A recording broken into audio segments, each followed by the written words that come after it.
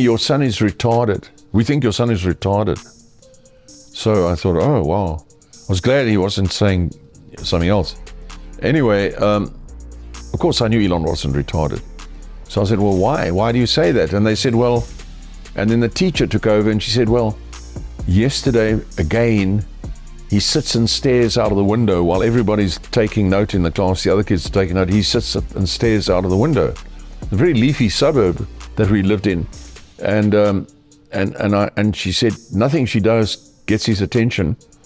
And she actually went up to him, as she explained, and she would push him on the shoulder before he jump around and look at her. And then she said, what? He asked him, why? What are you doing? And he said, look, the trees are getting green, or they're all getting leaves, or something to that effect. So I thought, well, that's a reasonable. I didn't see anything wrong with that, but they figured there's something wrong with him. And of course, that ties in with a certain amount of, I suppose you could call it a sort of autism.